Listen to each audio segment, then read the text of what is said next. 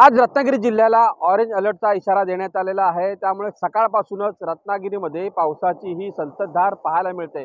आज जर कोकण किनारपट्टीचा जर विचार केला तर कोकण किनारपट्टीमध्ये समुद्राला अक्षरशः उधाण आलेला आज मोठी भरती आहे आणि अजस्त्र लाटा सध्या या किनारपट्टी भागामध्ये आढळताना आपल्याला पाहायला मिळतात।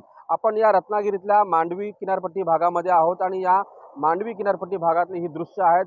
अक्षरशः समुद्राला उधाण आलेला आहे आणि या समुद्राच्या लाटांचा तडाखा हा सध्या किनारपट्टी भागाला पाहायला मिळतोय। हीच परिस्थिती रत्नागिरीतल्या सर्वच किनारपट्टी भागामध्ये पाहायला मिळते।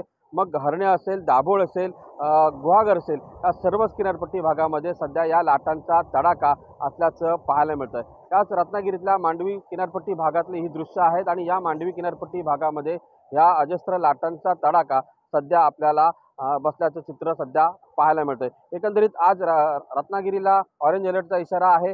पुढचे 2 दिवस हा मुसळधार ते अतिमुसळधार पाऊस पडेल असा इशारा जो आहे तो हवामान खात्याने दिलेला आहे। त्यामुळे नागरिकांनी सतर्क राहावे। त्याचबरोबर किनारपट्टी भागातील त्याचबरोबर नदीकाठची जी गावं आहेत यांनी देखील सतर्क राहण्याचं आवाहन जे आहे ते जिल्हा प्रशासनानं केलेलं आहे। अमोल कले, साम टीव्ही, रत्नागिरी।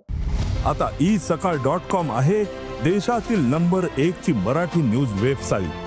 प्रत्येक अपडेटसाठी isakal.com ला नक्की भेट द्या।